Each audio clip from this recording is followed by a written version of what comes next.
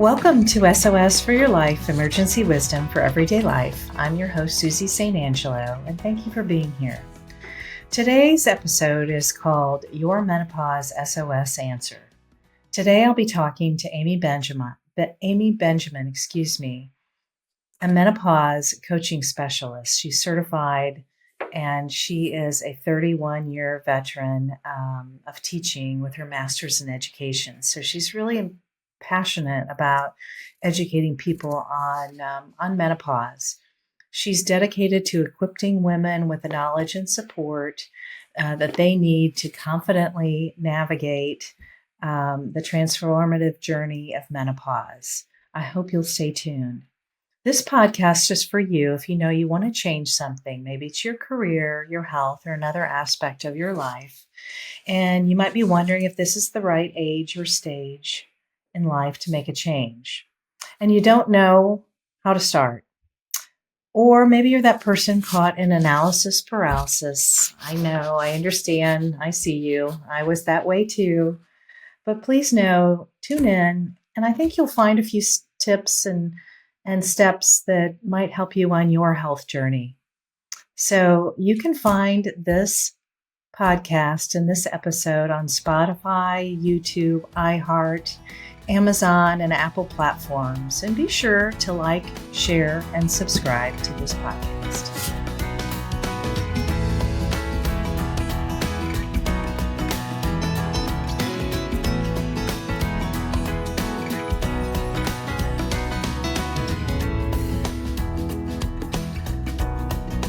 Now let's get into today's episode and meet my guest, Amy Benjamin. Hi, Amy. Welcome to SOS for Your Life, Emergency Wisdom for Everyday Life. Well, thank you. And it was wonderful to have the invitation to meet your audience. Oh, I'm so excited to have you today. I think the topic of menopause is so important now, and it's not our mothers' and grandmothers' menopause these days. And so definitely not.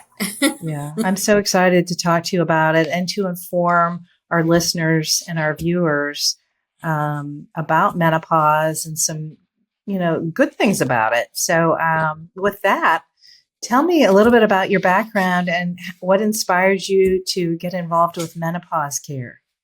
So I'm a lifelong educator. I've been a teacher for 31 years, and I felt as I myself was going through menopause, and I'm didn't have the easiest of journeys, ran into roadblocks like a lot of women do. I thought I love to do research and dig in and find answers. And so I'm like, well, if I'm doing this, I feel like other women are also trying to do this. And as I'm moving into another phase of my life, I still enjoy teaching. And so I thought, I kind of started developing a passion for trying to let other women know what was happening with their bodies and preparing for menopause when we really weren't aware of it ourselves at all.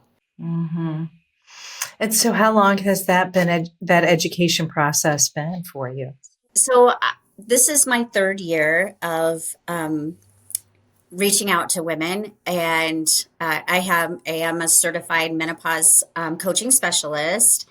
And I continue to do outreach, doing some speaking engagements and meeting wonderful people like you on podcasts. And I find it really important. And even in education, I'm now like the menopause expert in our school district, so I get lots of questions from other teachers because teaching, about over a third of the teaching staff will be women over 40.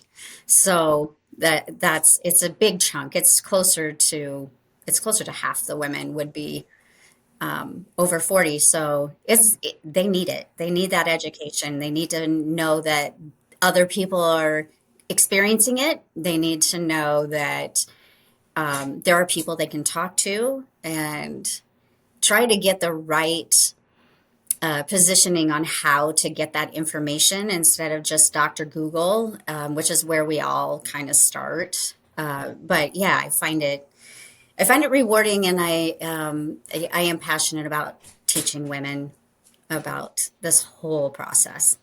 Wonderful.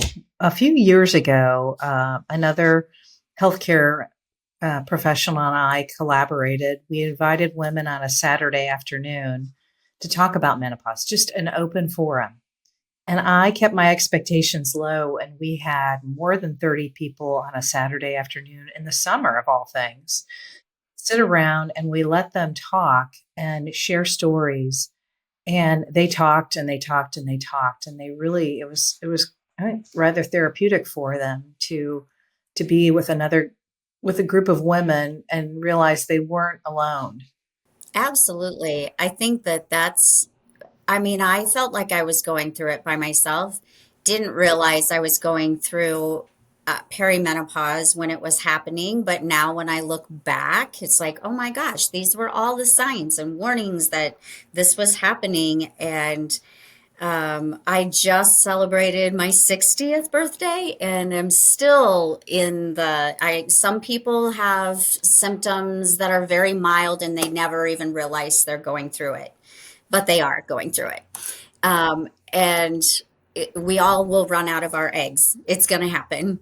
We're all going to be there. If we're lucky to be alive, we are lucky enough to go through menopause. So, um, but yeah, looking back and understanding now, I can also help, prepare other people to say, these are some of the things that you look for. And I think it's immensely helpful. So we will talk about signs and symptoms in just a minute, but along the lines of education, can you talk to me about um, what is perimenopause, what is menopause, and what is postmenopause? So educate me on the different stages. I know what I've been through, so I've been through all three. Yes. So, yes, I'm postmenopausal as well. So, perimenopause is the period of time when your hormones are beginning to fluctuate. It starts out very mild. You may not realize at all that that's what's happening, but your estrogen kind of goes in wild waves, and the progesterone is dropping. So that's like sleep issues and your cycle being very erratic, for very heavy, like way beyond what your normal heavy period would be, and then having it for more days, less days, skipping days. Like it's very wildly off, um, and that can start. I mean, the average age of menopause is like 51 and a half years old, but it is not uncommon for women in their 30s to start experiencing it. And there is surgical menopause. There's other ways that medically it can happen. Or maybe you didn't produce as many eggs as other women, and that supply has diminished. And as soon as that supply starts to diminish, the signals go to the brain to try to get the cycle going. And that is where some of the brain fog and all of the other types of symptoms can come in. When you hit menopause, the way you know that you are there is that you have not had your cycle for 12 consecutive months. And so if you have it 8 months, you've gone without your cycle, you have it. Literally talked to a woman just this weekend who's like, I didn't have my period for 8 months and then I got it again. And I'm like, I'm so sorry. It starts over. It starts over. And uh, one little clue I also have with that is to make sure that birth control is being used during that time as well, because some of the oops babies that happen to women in their late 40s and early 50s, you can still get pregnant even if they suggest birth control and for a year after you have reached menopause, just to be safe. Good to Just to know. be That's good safe. knowledge. Hmm. And then postmenopause is the rest of your life. Yes. We are all there. And eventually symptoms can diminish. Just because you hit that magic 12-month mark does not mean that you are symptom free, which is also a misconception that, okay, if I've had all this stuff, I stop my cycle, I'm good to go. And that's not the case. Some women, it may. Not at that 12-month mark, but I'm saying it starts to get better very quickly. Other women can have debilitating symptoms for several years. Yeah, talking about the common misconceptions about it, is there any rule of thumb on generally on age? They'll say perimenopause is at start in your late 40s and runs for about 5 years, and then menopause can last 10 years. And I mean, is there any rule of thumb on that? So basically, the perimenopause is that long phase. That is, I've heard anywhere from 10 to 14 years before you hit the menopause date. And it really is not a cut and dry. Every woman is different. We all go through a different journey when it comes to that. And like I said, it can start as early as your 30s. My own daughter was even sharing that she has a diminished egg supply, so it's very likely she'll start having she's 32, but she already knows that about herself. So that's probably a likelihood that she may develop perimenopause symptoms earlier than maybe I did. So women are having children later in life. They're choosing to have women are choosing to have children later in life. Does that have any effect on their menopause too? I mean, I obviously, they call them geriatric pregnancies now, which Yes, is so I funny hate that. and odd. I hate that title I too. know. It just sounds so, I don't Old. know, in your face, I think. It's still an absolutely beautiful thing. Yes, it is. Yes, it will affect because you were born with so many eggs, and as soon as you started your first cycle, they're going down in numbers that entire time. So, um, yeah, and again, how many eggs we have individually is going to vary. Can you talk, Amy, about symptoms, just in general symptoms that women may experience, or symptoms that loved ones can notice about. Yes, the perimenopause symptoms, they can be anywhere. You can see it online that there's like 34 to like 120. There's just so many, and it's like how many are actually being identified. So early on, like I said, those changes in your cycle are going to be huge, um, which can increase your mood swings. So if we were moody during our cycle, you're probably going to experience that more profoundly in perimenopause. So the mood swings, again, those estrogen fluctuations can be from the beginning of the day to the end of the day. Even so, blood work is not necessarily always the best indicator for knowing where you are because those fluctuations are so much. It can go day to day, week to week. They really look at identifying your symptoms rather than your blood work because of those hormone fluctuations. Um, other things, I experienced the frozen shoulder. The frozen shoulder is a huge thing, and I thought it was really kind of strange when I was going through it. Um, I I thought it was because I was painting a ceiling, and then thought, "Gosh, this is so sore. I don't understand what's happening." To the point that I only had 18% mobility, and it was quite painful. And the orthopedic doctor that I was seeing said, "Well, this happens to women more than men, and it tends to happen to women between 45 and 55." And now looking back, I'm like, what's happening during the ages of 45 to 55? Estrogen receptors are all over our bodies. in our brain, in our joints, it's basically estrogens like that juicy hormone that helps lubricate everything.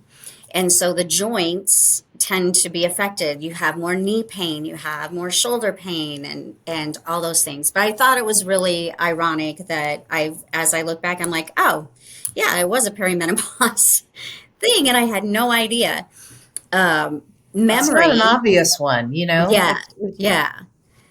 Memory issues, like usually we all kind of worry a little bit about our memory. And, people think, gosh, do I have dementia during this period of time? Um, but we don't. It is a fascinating thing that our brain goes through some major transformations in 3 periods of our life. One of them, puberty. It's like a whole rehaul. Like the puberty reaches, and we're supposed to be getting ready for adulthood. And then pregnancy, preparing us for motherhood. And then perimenopause is preparing us for the rest of our life. But yeah, it's fascinating, the changes in our brains as well. Um, Anxiety can increase greatly, some depression.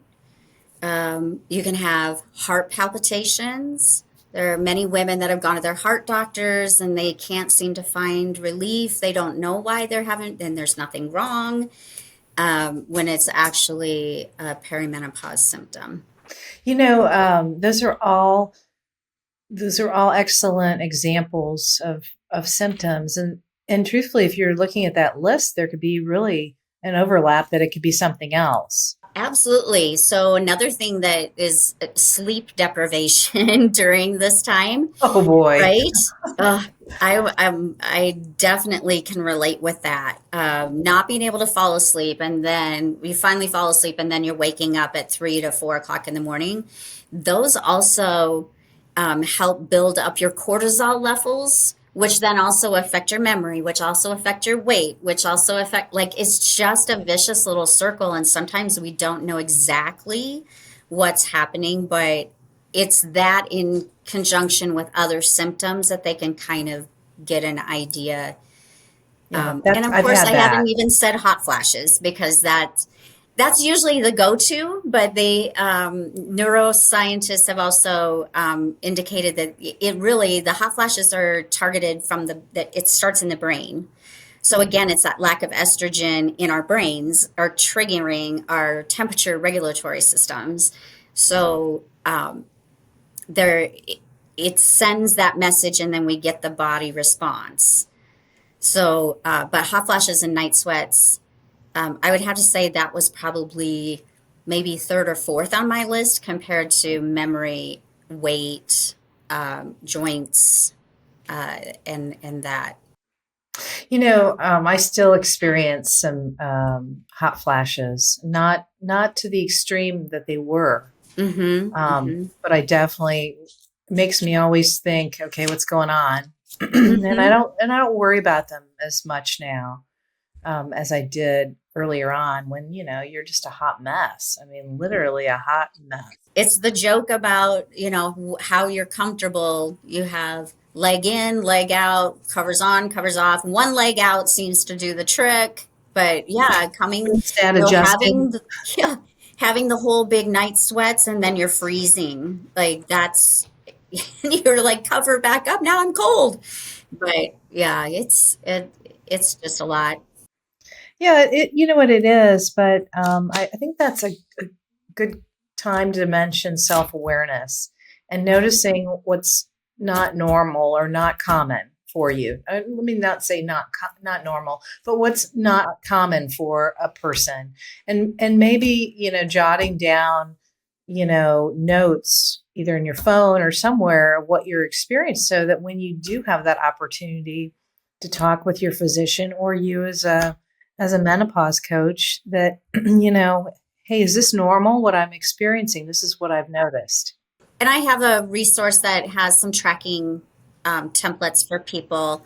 I was going to add on to that self awareness.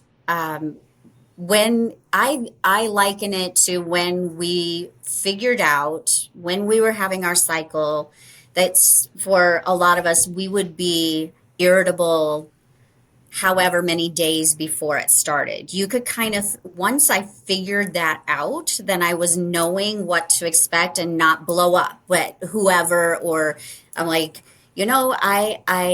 I know that I'm only like 3 days away from my cycle starting, so I'm gonna cut these people a break, and just kind of some self-awareness of this is what's happening. They're not really doing anything that bad.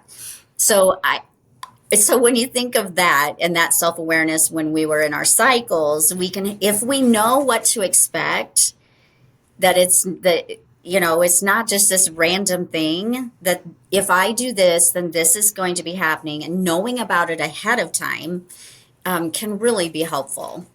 Can really be helpful. I changed while I was in perimenopause to a functional medicine provider, and I literally saw her. She's retired, but I literally saw her a few days ago, and I met her daughter and her granddaughters, and I told them that she saved my life. And not only uncovering that and targeting that particular part of me, but there were other things that she helped me with. And I thought she was going to cry. I didn't mean that, other than that she was a lifesaver to me. And I know I wasn't the only person. And I dearly love the person who's taken over, but she will always have a special place in my heart because she took a deeper dive with me. And Yes. when I did, my mother's passed, and I didn't have that resource. I kept trying to think back, okay, what was my mom experiencing or not talking about? Because that's what they did. They didn't talk about it. None of my family talked about it. No. But I want to talk to you too about mental health and how does menopause affect mental health, and what strategies can women use to maintain emotional well-being? So again, the mood swings, some experience actually rage at times. Those are again kind of go back to your brain with how much estrogen's available, because the brain is trying to figure out how to get that estrogen back. And so there are small places in our body that will produce a small amount, then it may not even be the right type of estrogen. So it's always looking. And so some of those mental health problems related to menopause can, you know, some people find relief when they take hormone therapy. I did for sure. I have to share, this is kind of a little bit of my story, that I was dating I'm in a second marriage, and I was dating my now husband and having a lovely dinner. And suddenly I just had the darkest thoughts of, why am I here? I shouldn't be here anymore, for like microseconds. And I'm like, what was that? What was that? And it would happen like over a week, periodically through the day. And I'm like, what is this? And I'm like, maybe finally, after frozen shoulder and memory and all these things that I was experiencing, and I had an ablation for the crazy periods, which they eliminate the lining with hot water, or so then you aren't having your cycle anymore. I went through that. And then finally, this little moment was like, I've got to go see somebody. So I went to a women's clinic because I didn't, my own doctors weren't telling me anything. So went to a women's clinic, and they're like, oh, you are in full blown menopause. And I'm like, oh my God, thank you. you know? And then they gave me something to help with that instead of putting me on an antidepressant, which, and when I walked out, I'm like, how many women, if they just gone to their regular doctor, would have been put on an antidepressant? And I see it a lot. Now, it can help.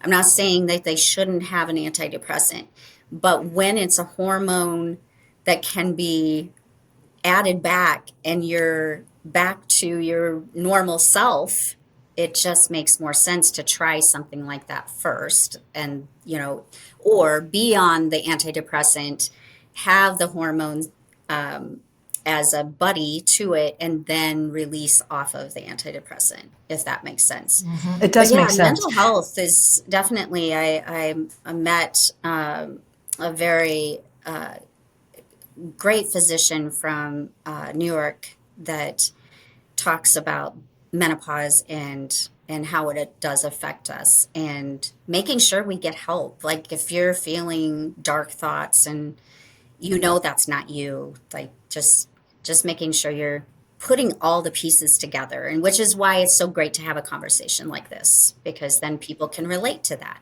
They can relate to that, and you also have a Facebook group too for people to join, and I think that's important to know that you can join in as and be a part of a group if that's your thing and you're looking for more knowledge and support. Yep, not your mom's menopause. Because it really isn't anymore. We our poor moms and our grandmas, and um, yeah, I don't know how they did it without saying anything about it. I don't understand how they handled it.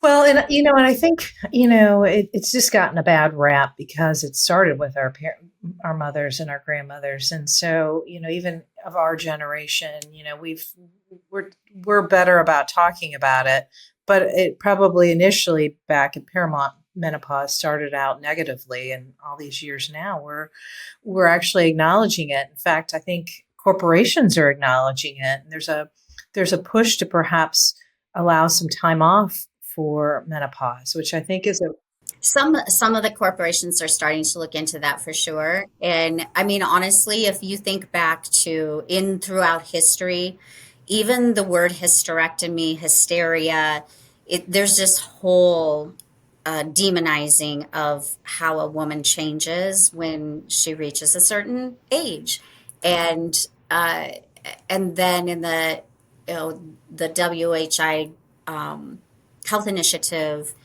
study that wrongly said that we would, all get breast cancer if we were on hormone therapy, that took women, millions of women, off of what was helping them. And then there weren't options. So we're working our way back to that. I said I started 3 years ago, and listening to the conversation and, really build over this past 3 to 4 years. It's just been phenomenal. Just looking at the Oprah special, you can see it on Hulu. But yeah, it's great to see everything kind of opening up. Yeah, it is, and if we're not talking about lack of sleep, we're talking about, and that's common. That is like common on a pickleball court or common in a coaching situation with me. It it's widespread, and I think the fact that we are talking about it more will help people with their well being and their mental health too. So, I appreciate what you have to offer people, and I do want to talk about hormone replacement therapy or HRT. And I was one of those was reluctant at first because yes, I had that back in my mind that I was going to get cancer, and she said, "No, I'm going to give you a small amount. We're going to modify, we'll modify as we can. We'll test you every 6 months," and that's what she's done for the last. It's less than a birth control pill. It's less than a birth control pill. And I don't think people realize that. And they're willing to take a birth control pill. Um, but yeah, the like I said, the demonizing on the study was basically women that were not even in perimenopause. The control group of women, the majority were over 60. So age will increase your odds of breast cancer anyway. And so and the way that they presented the data, it in actuality was like 0.01% of the people, which doesn't even, it's nothing. We get that from drinking wine, the same kind of cancer risk. So, yeah, it's something that we're still looking at trying to backtrack from all of the bad data Well, that came out from that. we're two big proponents of Yeah. HRT. And, So but I understand when women don't want to. I absolutely respect that, and I can help with other alternatives if people. Like, I know that not it's not for everybody, and there are strong feelings one way or Yeah, the other. I agree with that. And I just remember when I was in the deepest throes of hot flashes, and I was traveling overseas, and I had just started taking HRT, and it was into like day 4, and all of a sudden they stopped. And I was Isn't like, it? oh, there is a God, It really and is like a week to 2 weeks. You definitely feel a difference, which is amazing. it was amazing. And I exactly remember that day. So thank goodness. But are there any lifestyle changes? I'm a big proponent as a health coach of working with people in lifestyle changes and making small steps that make a big difference. But This is the hard part, is like it seems like the common sense stuff that some of us just don't like to do. But the diet, your diet, really trying to get rid of the high processed stuff. Just try not to even head to the frozen food section and all of those areas of the store that aren't good for us. Trying to get more of the lean meats, more vegetables, making sure you have plenty of protein. There's a lot of like how much and all of that. But honestly, increasing the amount of protein, making sure you have plenty of fiber, and it can help a lot. The Mediterranean diet is the most like what most people should look toward. Um, the smoothie road is fine, but you also need to eat and chew to get the fiber and everything as well. So don't be afraid to eat your vegetables and things as well. The other thing, exercise is different when you get into menopause. You do not need to be doing you can if you want to, but the high impact type of routine is not necessary at this age. Um, Keeping in a zone 2 for the amount of aerobic, you have permission not to have to be a runner. I was like, yes. I tend to walk at least a couple, 2 to 3 miles, 3 to 5 days a week if possible. And walking like a level 2 is like you're able to maybe have a conversation, but you can feel that you're having to make an effort. Like that's the amount of walking speed. That's the speed that you should be at. And the best part would be trying to do some kind of lifting. That doesn't mean you have to be lifting barbells and things, but trying to do resistance bands, working, your own body weight resistance is very good. If you're able to increase 2 weights, um, some are into the weighted vest when they're walking, which is great. You're trying our bones, we want them to be strong. And when estrogen can leave our bones as well and make us at a much higher risk for osteoporosis. So lifting heavy will help you not fall and break a bone later. yes, yes. So And what do you think about water? I'm not drinking a gallon a day, but I think that you're having enough water, trying to have, again, reasonable, up to 8 glasses, a day. I drink 1 bottle of water every morning when I wake up to try to flush out the nighttime. And then I try to at lunch, and I try to in the middle of the day, and at dinner, and then I'm done. And those are the 20-ounce bottles, and I feel like that's appropriate. And because yeah, some people like to drink more. There are a lot of opinions. I feel like just hydrating yourself is incredibly important. Try to get in as much as you can. All good tips, and we're on the same page because very similar to you. And I went through just a metamorphosis and really changed the way I ate. Actually, during the postmenopausal stage that I'm in now, and I'm so glad you mentioned protein because so often women are not getting enough protein, and they need more protein as they get older. And they think that that's the first thing that they need to give up if they're reducing calories, or they're reducing categories of food, when it really is, it should be the carbs. We need some carbs, but not. I've even added bread back in. I have toast in the morning, but it's sourdough, and sourdough doesn't raise your glycemic index. So I have avocado, a half an avocado every morning with I need to add more protein.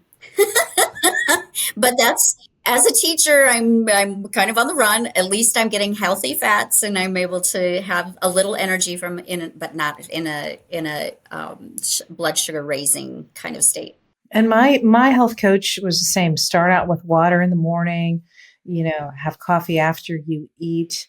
And I incorporate veggies. I'm a big proponent of having veggies at breakfast. So whether it's in a scramble or a tofu, or I've sauteed vegetables, like I'll saute some zucchini and maybe have some carrot sticks and just have some color along with protein and a half an avocado, and that sustains me, and I'm not craving carbs at 10 a.m. And so I think for me, that's also helped my digestion system as well. So I just feel like that's a really healthy balance for me.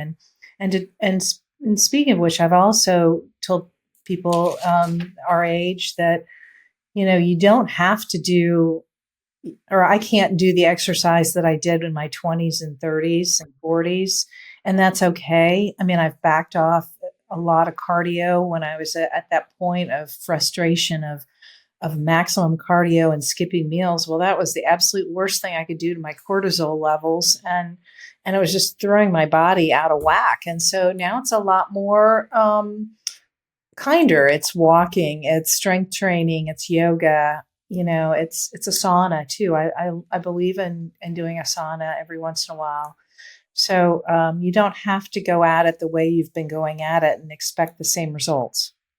I think I have to add alcohol as well as just being a very mindful about the amount that we're drinking. We all heard about the warnings and things, but I also know that alcohol can affect us a little differently when we're in when we're in menopause. Some it doesn't take as much to feel it. It affects our sleep. I definitely am more aware of that part for sure, that it affects my sleep. I'm like, oh, yeah, well, it helps you fall asleep, but then you're going to be waking up. And that's regardless of hormone therapy. Like that still happens. So just being mindful about how much you're drinking can also be helpful. It can increase your hot flashes and all of that. So Yes, that's a good point to bring up. For listeners and viewers who might be approaching menopause, or is there any other tips that you would share with your clients that they need to know? I guess I really want you to know that you may not find the right person to help you on the first time, maybe not even the second time. Like, we have to realize that our doctors do not have the training in menopause that they should. Um, I follow a few menopause expert doctors who were like, I learned about it on a pizza lunch, and they're an OBGYN. So we assume that because, our beautiful OBGYN people did this amazing job through our whole lives, that they should be able to handle all of it. You may not find it there. You may not find it with your primary doctor. But I do have access to information to help people find a physician. The menopause.org also has a physician finder. They have to pass a test to get on there. It's not like they're really highly recommending these people, but there are a few in some states. There's online now that you can get help within a week or two. I definitely am a advocate for some of the telehealth that's out there now for women for menopause help. So yeah, I feel like that's really important for them to know. And I also have a resource on how to talk to your doctor about menopause. So, what advice do you give partners, families, and friends who have loved ones who are going through menopause? Just how can you tell them to, encourage them to support those people going through it? That's such a great question because that is an area that I work with as well. Like what are the four areas of our life that are affected by menopause? And it's our body, our mind, our relationships, and work. So relationship wise, it's so important for our partners to know what's going on. And I don't think, there's going to be women that are very open about their cycle and all the things that happen to them, but there's a majority of women who keep that all to themselves. They don't know what's happening to you. And if you don't quite understand it, how are they supposed to understand it? If they're in on it, then that's going to be so helpful for you, like to have some support, depending on your partner, right? So, family too. My poor kids, my son, they all know everything about menopause now, but they're going to be great when it comes to the time my son was like, well, I grew up with sisters and now he was living with us for a short time and he's learned a lot. He's like, well, I feel like I'm going to understand my partner in the future. And I think that's wonderful. I feel like this is also opening it up to them. Men do want to know. Men do want to know what's happening. They feel, more empowered as well in the relationship if they're able to help. And then as far as friendships and things can change, we can start to become a little more introverted during this period of time. So it's important to try to remember that to take care of you, a good group of supportive friends is really valuable. And so even the community I have is great, but your friend group, trying to not isolate yourself from your friend group is just really important. That's really good advice.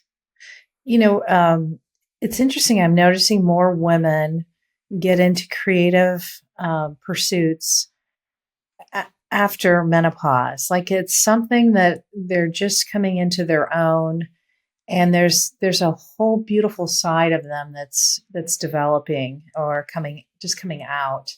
And I wondered if you could speak to that, because there's the medical side and the emotional side, but there's also this new chapter.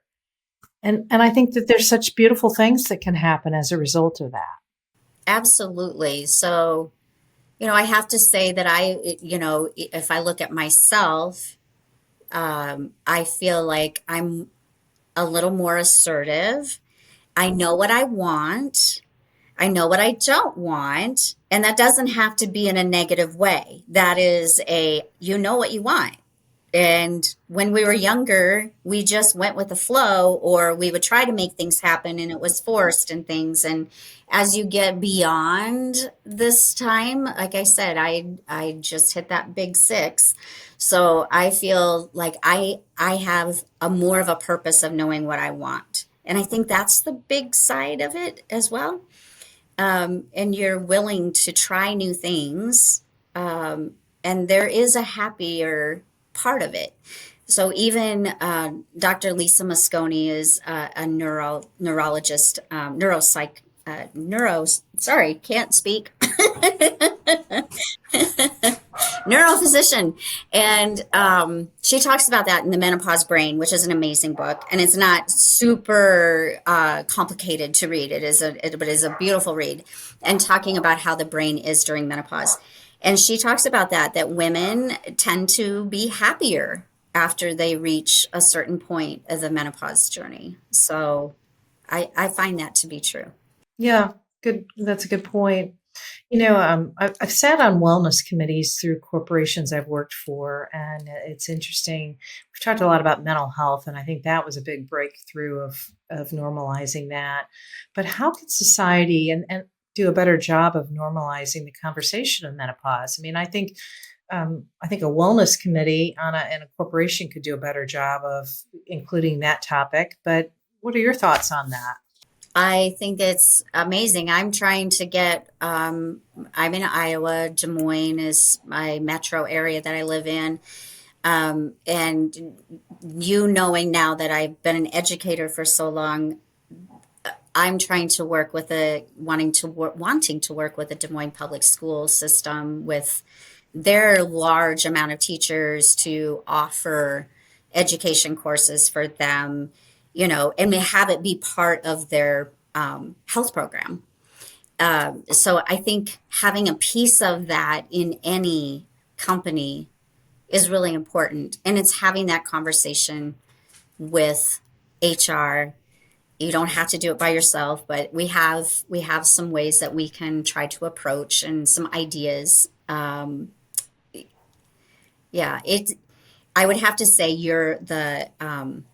the UK is farther ahead in that perspective, and Canada is a little further than we are, but we are getting there. We are getting there, and there's more legislation that had been introduced in the past year, trying to have just more research in menopause and having just in general, women being involved in medical studies wasn't even a thing until the mid 90s that you had to test on a woman as well as a man. Like, so yeah, we have a ways to go. And I will say this: I know a few men who've had breast cancer too, and I think that that's becoming a topic for another time. But I just think it's good to see us getting more comfortable with the conversation.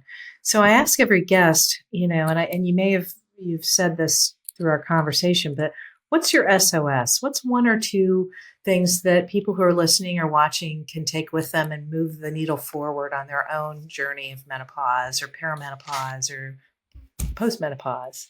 I think becoming informed is like my number one. Just becoming informed. And it doesn't, I have young teachers that are wanting to hear about it, and I think that's amazing.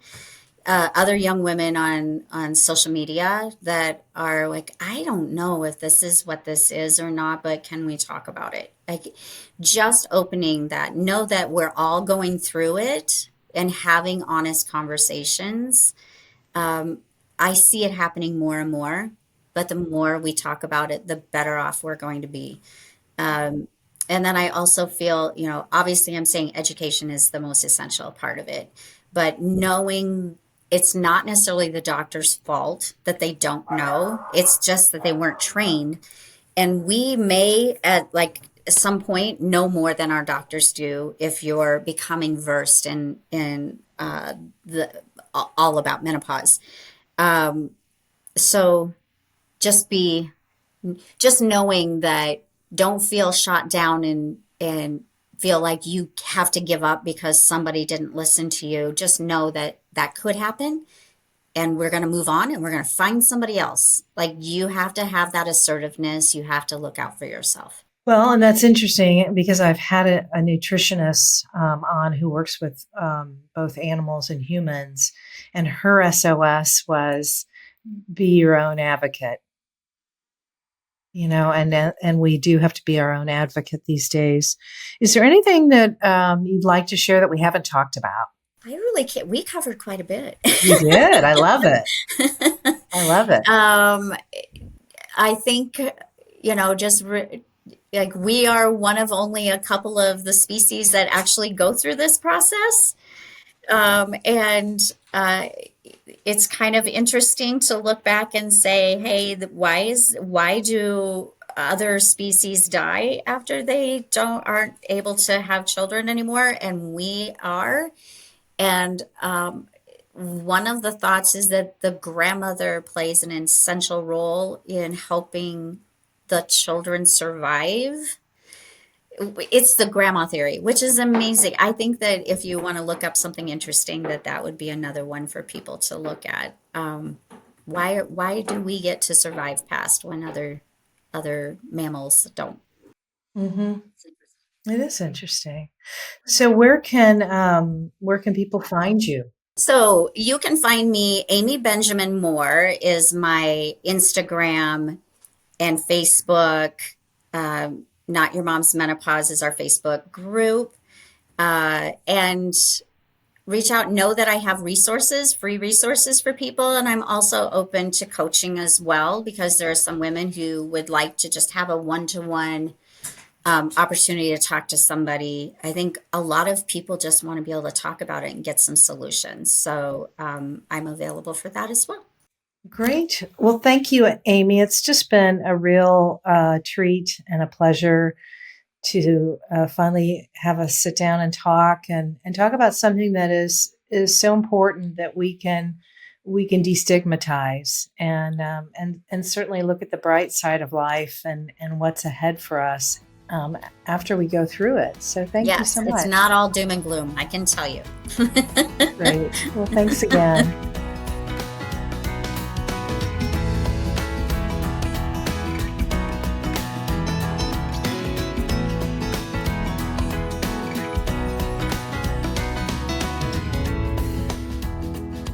Well, friends, sadly, that's all the time we have today. Thank you for listening or watching SOS for Your Life Emergency Wisdom for Everyday Life. And thank you, Amy, for coming on board today to educate us on menopause, all the various stages, perimenopause, menopause, and postmenopause. And know that there is a journey in this process, and there is um, life after menopause. And there was so much great information and support, not only through Amy and her Facebook group and her own coaching, but in just educating ourselves and our helping our loved ones who are going through the process. So I hope that everyone enjoyed this conversation. A quick reminder on how you can support this podcast. You can like, share, and subscribe, and you can send me a review, or if you have a question, your question might be answered in the future. And I'd love to know what you think. You can follow me on Instagram, Facebook, LinkedIn, and I hope that you know that I'm always here, always supportive of wellness issues. So until next time, take care, and I hope our paths cross again.